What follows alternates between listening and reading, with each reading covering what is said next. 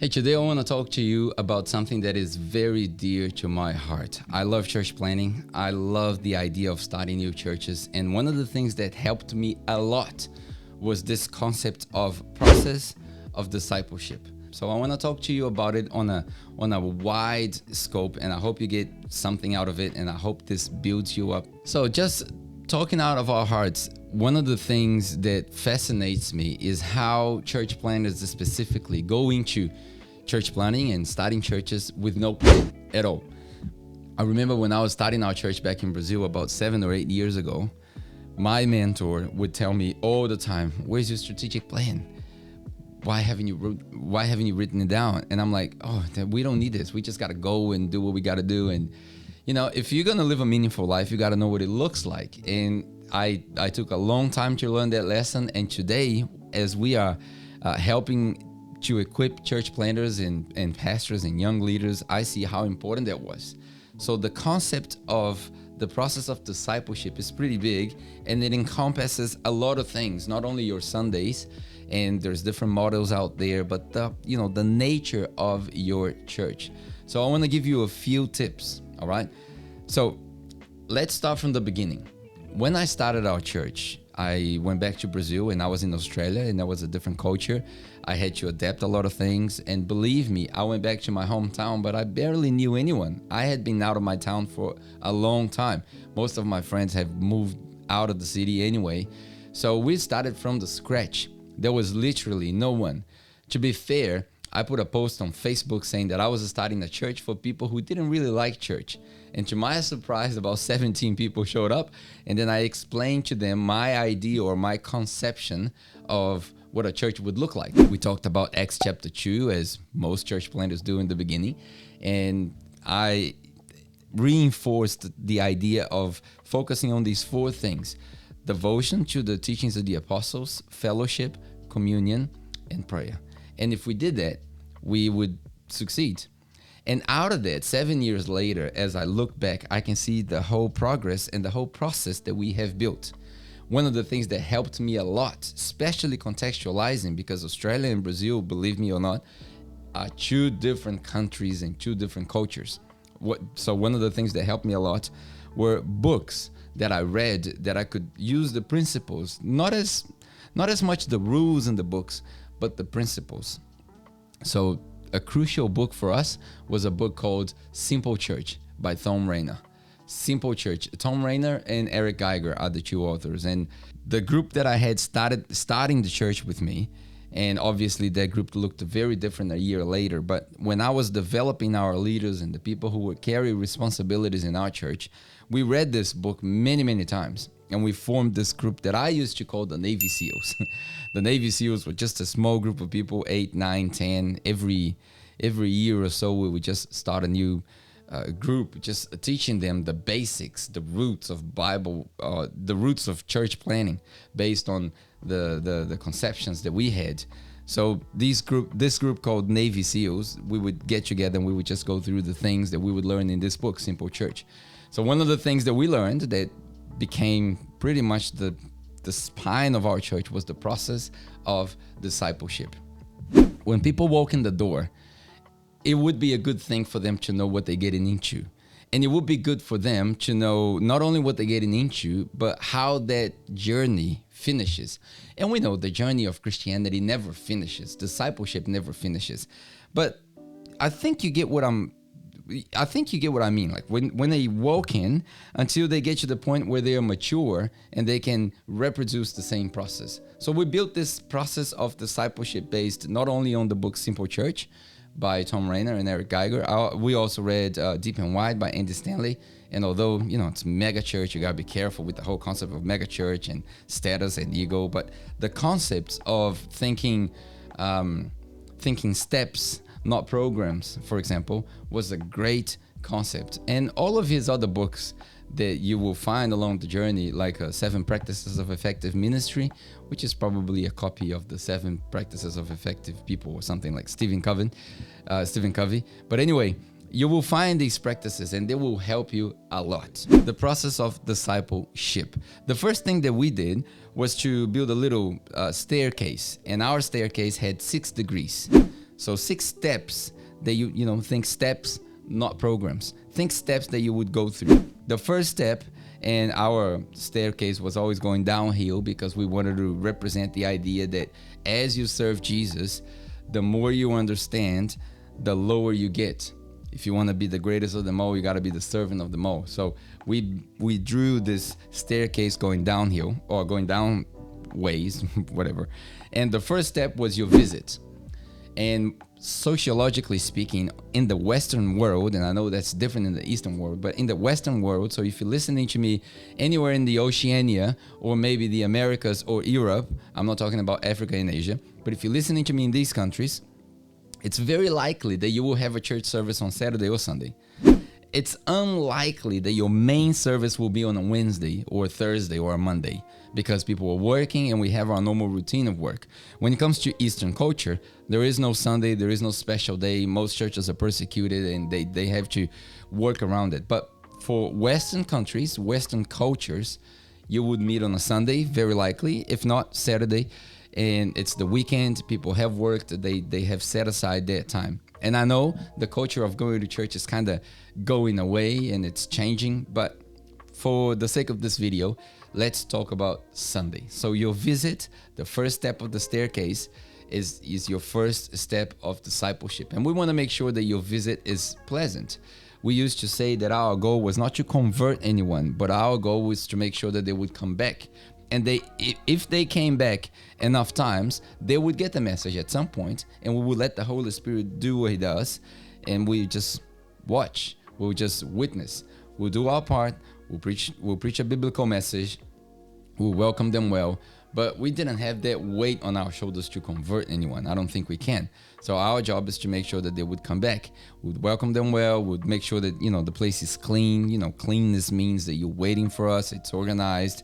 And we were not fancy. We like to think that we're raw. That's one of the values on our barn community. It's a biblical, apostolical, raw, and nurturing way of planting churches. So there is an element of just being natural, just being us. You don't have to dress up, you don't have to look fancy, but we want to make sure that you're welcome. We want to make sure that you feel right at home. So your first step is your visit. The second step on the stairway is your connection. So we had this rule of threes. The second step is your connection. And in the rule of threes, we would say, as soon as we finish church, we want to make sure that in 3 minutes, someone talks to them. So we have our hospitality team, and obviously people who are naturally extrovert, like to talk to people. They're welcoming, they smile. So they had those soft skills, or those life skills to welcome people and to talk to them and to make sure that they feel comfortable, not to be too abrupt. Like, hey, what's your name? Fill out the card. No, it's just like, hey, how you doing? Did you like it? And naturally, we showed them how to use their skills to make sure that the people who were visiting felt home. And we had a little bag that cost us nearly nothing. Inside the bag, there was a little chocolate and a little booklet that we made ourselves with the ideas that we thought would represent a good church. Again, Acts chapter 2, 42 to 47. And that's all we lay down there. It's just like our church. We're focusing on making sure the message is biblical, have a good time together, going out for coffees and barbecues and all of that. So that little booklet had maybe half a page of inscriptions, and the rest was just blank pages. And our advice, or our word to them was, hey, if you ever come back and you want to bring this is good for making notes, and it's a way for you to remember us. So we're very happy that you came. We're glad that you came, and would love to give you this as a gift. So we would hand them the bag with the little chocolate and the little booklet. And most of the times people would go like, oh, cool. And in that, oh, cool, I love it, thank you, we would hand them a little card and say, if you would like to leave your information, we're not going to spam you, but it's a good thing for us to get in touch with you and get to know you better. 9 out of 10 times people filled out their card and we had that information. So what do we do with that information? We go on the third step. Our third step is how we see people getting involved. So they would either join one of our groups, and in Brazil, groups were big. Here in Australia, the way we do things, we don't don't do many groups. We have something called banquets that we can talk to you about it. It's in our toolkit. It's just seasonal groups. So we have, because this is a beach town and people go to the beach and they surf, and most people are not going to commit for a whole year or going to small groups. So we do seasons of 3 months, sometimes 4 months, when most people are not on the beach. And then we have these groups with specific topics, and it's amazing. We've got like 80 different topics with a lot of facilitators, and people get a lot out of it. So we love it. But in Brazil, we had these groups. So we would make sure that people would connect. Right here, we'll make sure that people will participate in the banquets. And we would get in touch. So the rule of 3 minutes, someone talks to them. In less than 3 days, they would get a message. We'll send them a little message saying, hey, it was very good to see you in our church. We hope that you have enjoyed it, you've loved it, and please let us know if you have any questions of any sort. That's it. We were not asking them for anything. We were just like, we were really glad that you came. And again, 9 times out of 10, people would respond to that text and the conversation would start. In Brazil, people were really big on text messages, like using WhatsApp. It's an application on the phone. So we would do that, and there's a team, 2 or 3 people who would do that, and they just like make notes of people who responded, people who did not responded. So 3 minutes, someone connects with them in the gathering on a Sunday.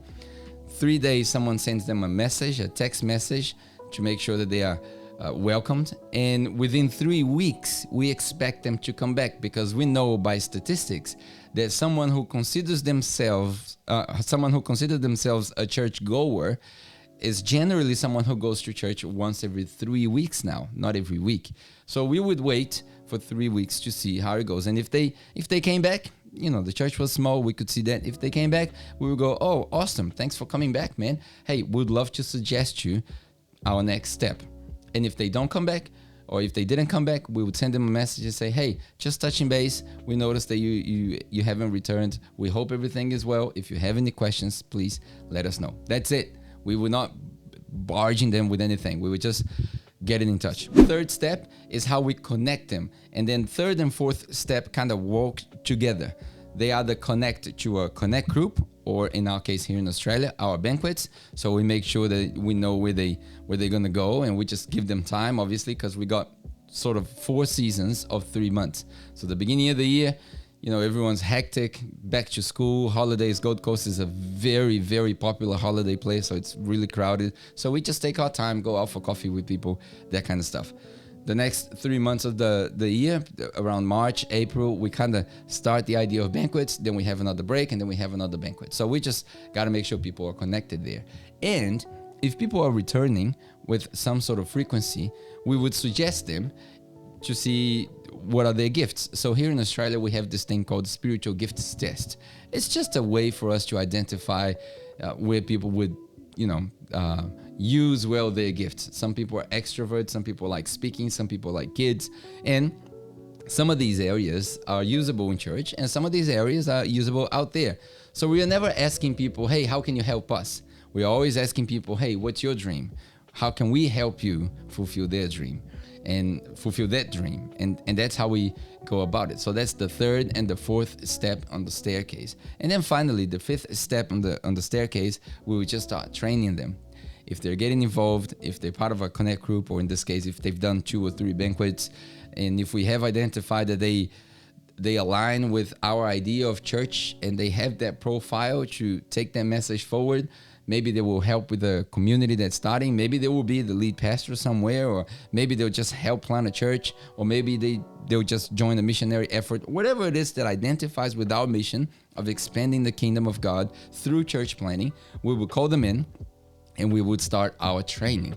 The beautiful thing is that now we can do a good portion of this training here online. This is what we're doing. So you can go through our library of videos and content, and you can just check them out, and then you can just learn a lot of things. Obviously, that's a one-way street, but we're always open if you want to ask questions, and if you want to come and catch up. And if you're in the Gold Coast, man, make use of us. We would love to see that happening. Even in Australia, we can make that happen. And if you're outside Australia, man, we've got technology. We can zoom in, we can do calls, and every now and again we have some mission trips anyway, so we can try to figure out how to help you in the best way for you to plant churches, extend the kingdom, just preach the gospel and further the kingdom of God. So we had this staircase, first they visit, second they connect locally in 3 minutes, and then third they connect with a connect group or a banquet. Within 3 days they get the message, and within 3 weeks we check if they are connected or not and what's going on and if they're returning or not. And obviously we don't want to bother people that much.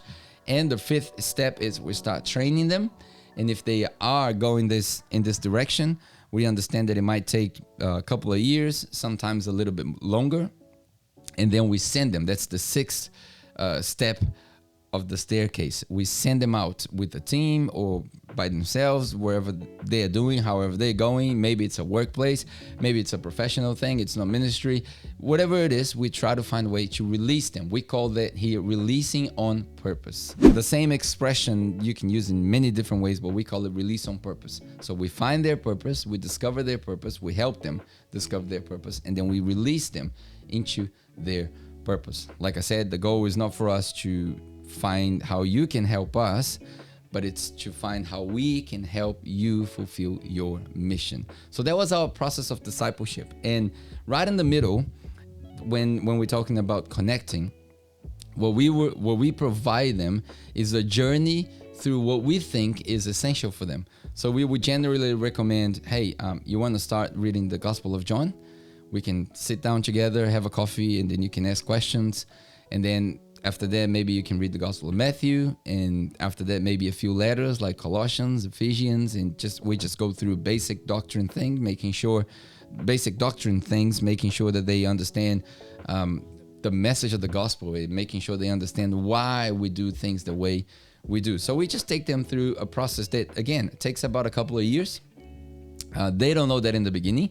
They just know the next step, and we just give them very small portions of things for them to digest. So when we suggest the Gospel of John, for example, in our church we had a little series that we went through the Gospel of John. We also recommend the Bible Project that has some amazing illustrations that give you an overview of how to understand what you're reading. We have a few other courses, and we have courses here like the Biblical Interpretation course, How to Read the Bible for All It's Worth. It's based on the book by Gordon Fee, which is amazing, and you could just use that to train people in how to read the Bible. And every now and again in the middle of the journey, we would offer them a few books as well as the biblical texts. So Francis Chan was pretty big. We used to offer them Crazy Love, also Simple Church, also Letters to the Church, that's also by Francis Chan.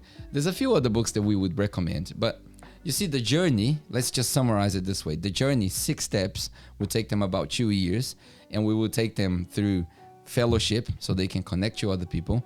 They would come to our church services so we could sit together and remind ourselves of the importance of gathering together and focusing on the teachings of the apostles.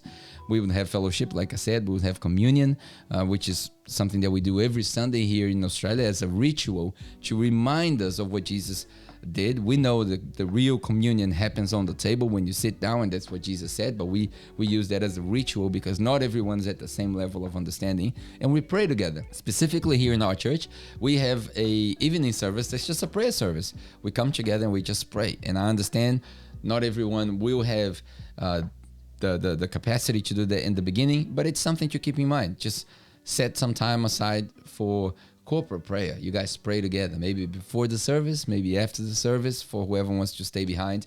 You just got to make sure these 4 things happen. And as we're talking about this staircase, let me just give you an extra thing. This staircase with 6 steps is our process of discipleship.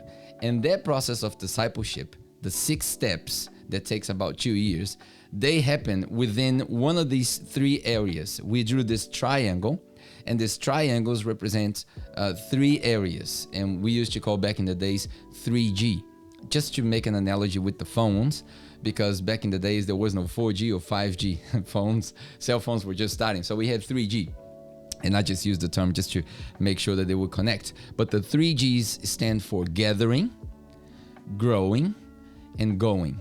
We used to say that these are the 3 environments of our church. So our process of discipleship, the 6 steps, they happen 2 steps each on each of these environments.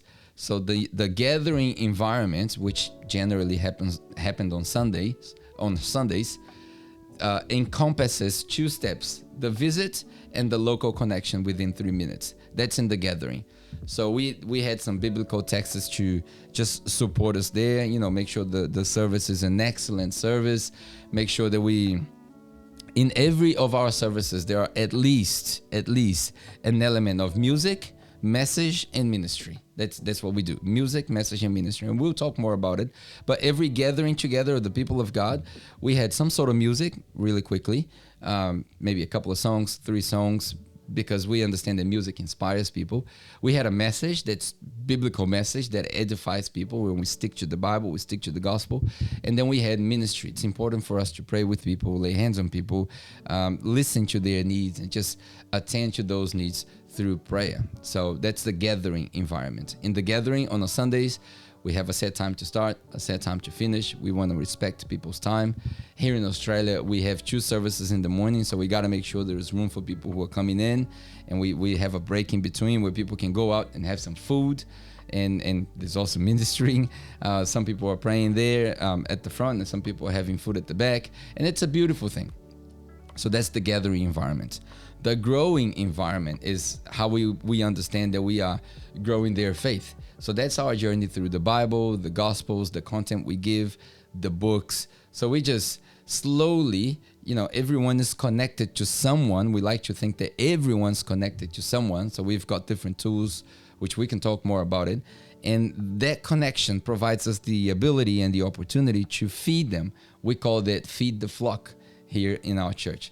So we shepherd the flock, we feed the flock, and we release on purpose. Same thing as the 3G, it's just a different name. So we have the gathering, the growing environment, and the going environment. So we understand that once the person is at least theoretically mature with the content that we have provided, and we have walked 2 to 3 years with them, we kind of know their families, we know their ins and outs, and we have had some sort of intimacy with them in their families, in their workplace, and they have opened up, and they trust us, we trust them, and then we start the going environment where the 5th and the 6th step, where we train them, we give them more information.